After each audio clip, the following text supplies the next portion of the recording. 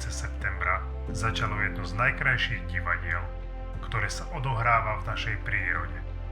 Po horúcom lete častokrát zahľuje údolia jesenná hmla a stromy pomaly začínajú meniť svoj farebný šat.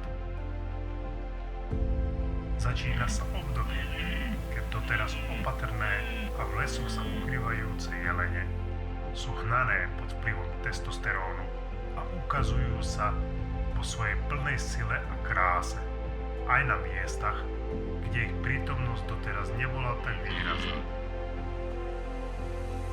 Na toto obdobie sa chystali po celý zvyšok roka. Teraz vyrážajú na rujoviská. Tam budú zvádzať súboje o svoje vyvolené, aby odovzdali genofond pre ďalšie generácie a zachovali prirodzený kolobeh života.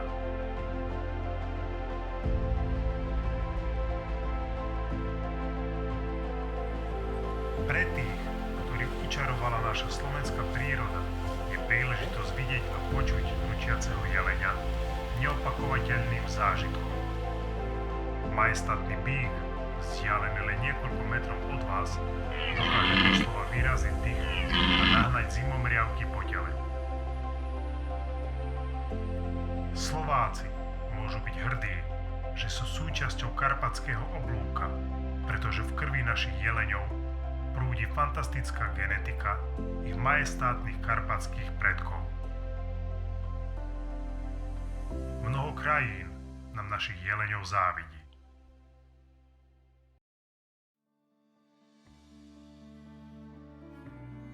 Začiatok jesenej rovnodennosti bol pre mňa posledným dňom, ktorý môžem stráviť v prítomnosti našich kráľov hôr.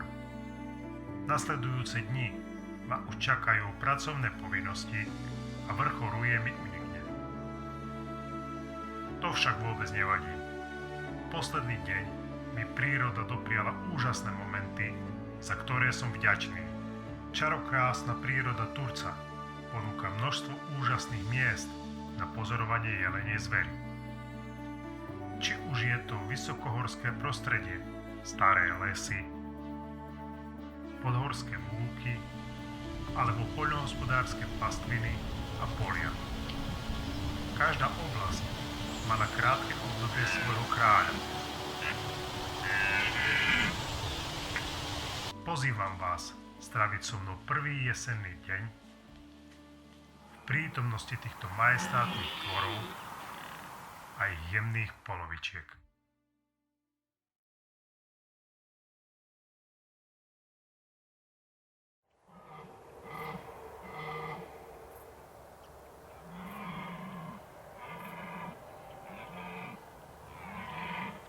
Na lokalitu vyrážam celkom za tmy, aby som si mohol nerušene vychutnať koncert ručiacich kráľov. Je tesne pred vrcholom ruje a v lesoch to naozaj žije. Jelene sa ozývajú všade navôkol. Načúvajúc, pomaličky kráčam v šere rána, obklopený hustou hmlou. Viditeľnosť je naozaj veľmi slabá, avšak každá minca má dve strany.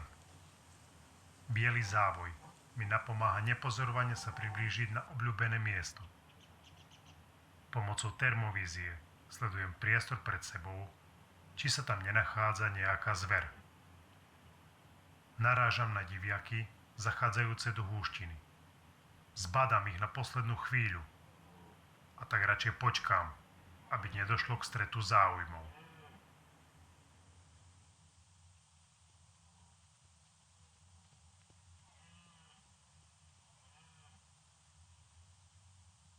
Už zamaskovaný si sadám na vopred obhľadnuté miesto. Čakám na východ slnka a dúfam, že sa na lúke objaví aspoň jeden z diaľky sa ozývajúcich krásavcov.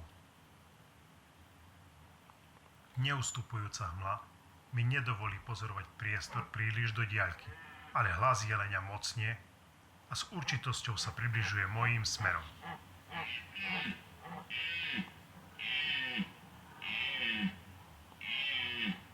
V strede lúky rozpoznávam jeho siluetu. Má pri sebe niekoľko zastupkýň nežného pohlavia.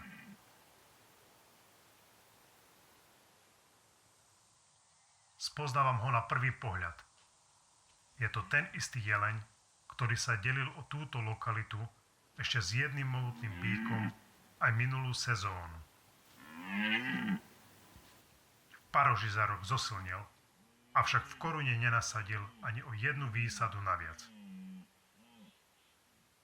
Je to pravidelný 12-rák v najlepších rokoch.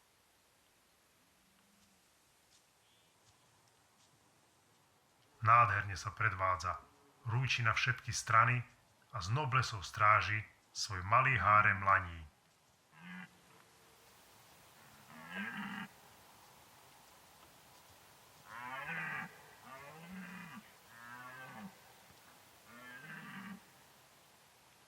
Cez hustú hmlu sa oproti mne predierajú prvé lúče slnka. Mám nádherný výhľad. Užívam si krásy prírody a takmer zabúdam na jeleniu zver. Očarený východom slnka som prehliadol, že pán Lúky už zatiahol so svojím háremom do bezpečia lesa. Na teraz sa moje pozorovanie skončilo. Zažil som úžasné ráno v prítomnosti kráľa hôr.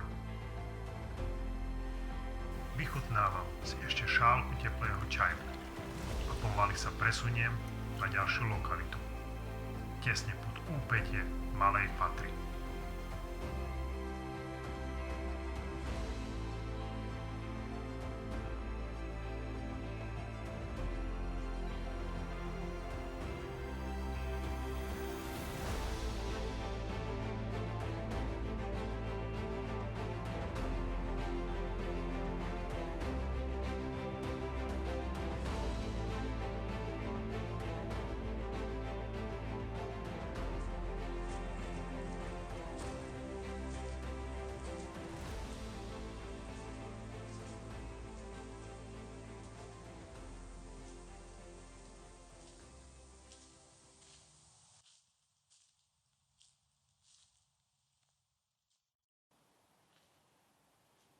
Približne po hodine pomalej chôdze prichádzam na miesto.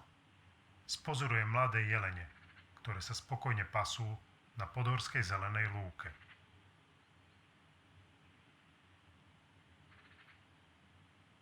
Sú si vedomé, že ešte nedorástli do rozmerov svojich otcov. Majú pred sebou niekoľko rokov, kým sa zapoja do diania počas reprodukčného obdobia. Aj napriek tomu radi dobiedzajú a skúšajú, čo si môžu dovoliť. Skúsené jelene si ich vedia rýchlo upratať zo svojho rajónu.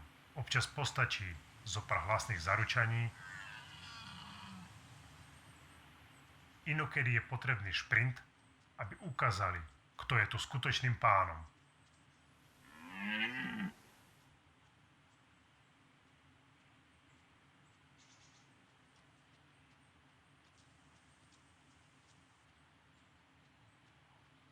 Napokon sa junáci stratili v neďalekom poraste a na mieste ostalo ticho.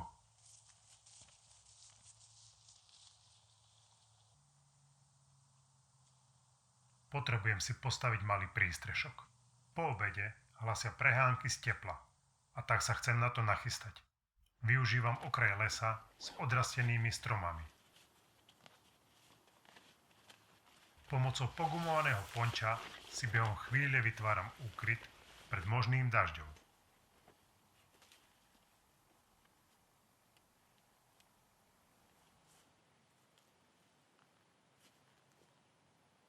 Nie je to nič extra, ale na krátku prehánku to bude stačiť. Čas mierne pokročil. Treba sa mi trochu posilniť. Príprava obeda bude jednoduchšia, než sa na prvý pohľad zdá. Mäsové guľky so zemiakmi vložím do chemického ohrievača. Zalejem trochu vody a o 5 minút mám jedlo hotové.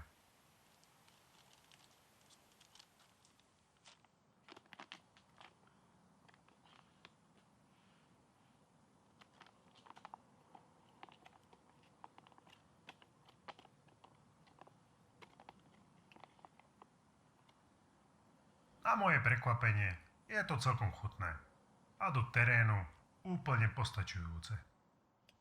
Keď vyrážam na celý deň, nosím so sebou aj varič s plynovou bombou.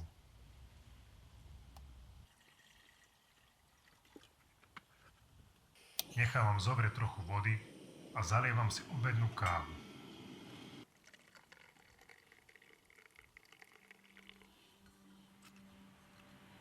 Užívam si jej vôňu, chvíľkový pocit samoty a relaxu. Mix zvukov prírody a únava zo skorého vstávania na mňa nakoniec doľahli.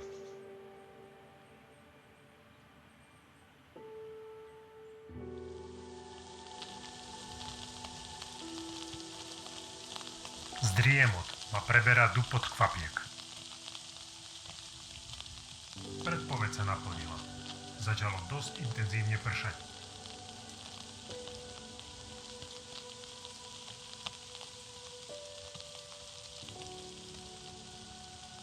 Čo mi absolútne nevadí. Práve naopak. V prírode to znovu ožilo. Počas najhustejšieho dažďa sa objavil loviaci lišiak, ktorý mi chvíľu robí spoločnosť.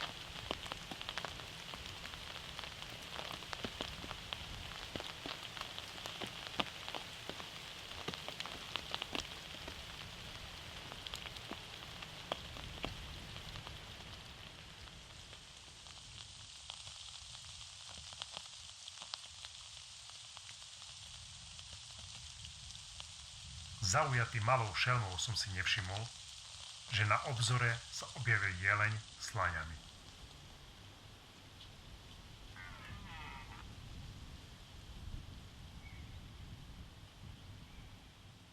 Mládenec využíva svoju šancu, aby sa dostal k laňam a pokúsil sa o nejaký ten úspech.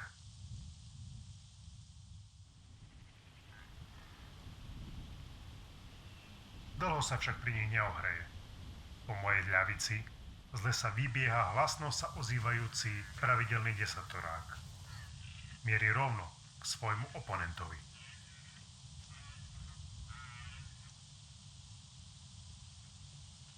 Ten pred ním uniká, čo mu nohy stačia. Ľahké víťazstvo pre staršieho pána.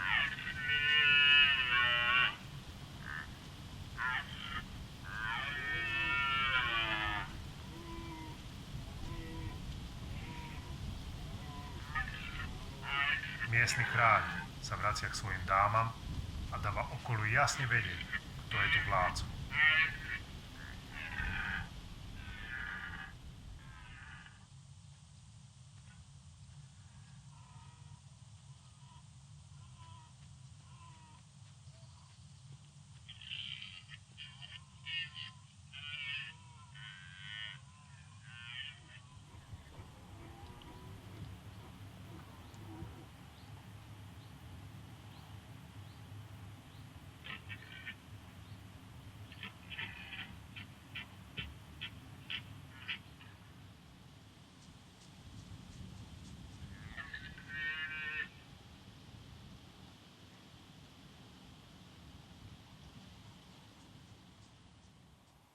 Prehánka pomaly ustala. Zver sa znovu vydala do bezpečia lesa. Na lúke už nebádam žiaden pohyb. Neviem sa dočkať, čo prinesie večer. Je podvečer. Mračná ustúpili a lúky zaliali lúče zapadajúceho slnka. Od provizorného krytu sa potrebujem presunúť na okraj lesa. Po pár krokoch objavujem skvelé miesto na pozorovanie zvery.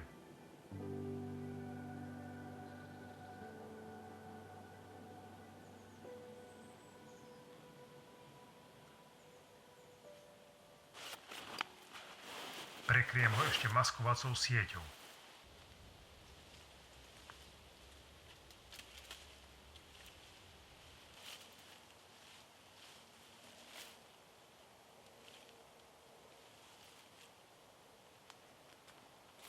Posledné úpravy a sadám si. Vietor mám priaznivý, svetlo úžasné, ostáva už len trpezlivo čakať. Zrazu sa s poslednými lúčmi slnka na horizonte objavuje stádo laní. pozadí je počuť mohutné ručanie jeleňa.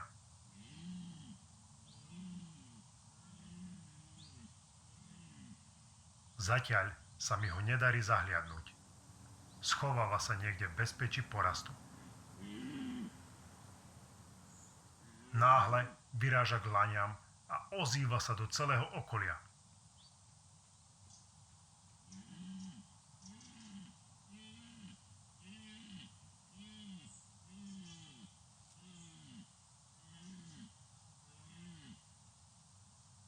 Mocný dvanástorák, vládca podhorskej lúky, starý známy z ranného pozorovania.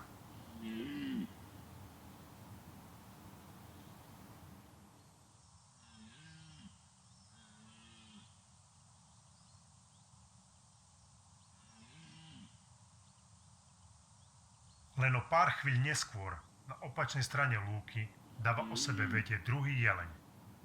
Vychádzajúci nepravidelný 18-storák je tiež obkolesený malým počtom laní.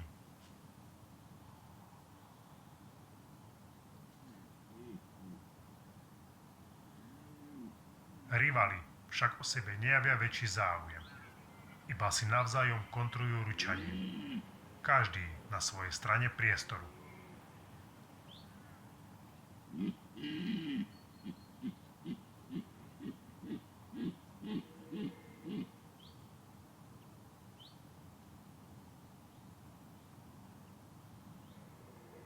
Prekvapuje ma to. Presne pred 2 rokmi som mal na tomto mieste možnosť pozorovať súboj jeleňov. Vtedy sa bitka viedla o jeden spoločný hárem laní.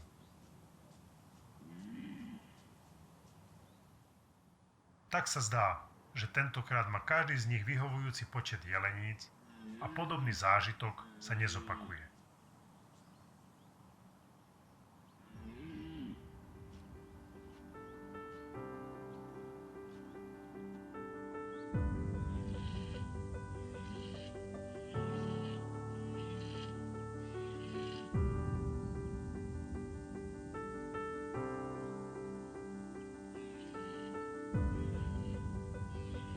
Jelene pozorujem do úplného zotmenia. Už ich ani nevidím, len počujem ich hromové hlasy. V tichosti teda balím všetok materiál a pomaly sa vzdialujem.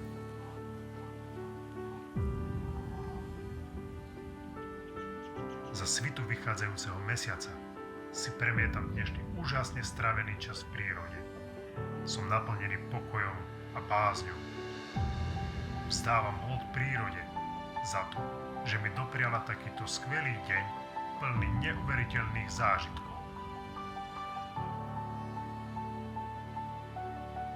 Dúfam, že ste si tento deň užili spoločne so mnou.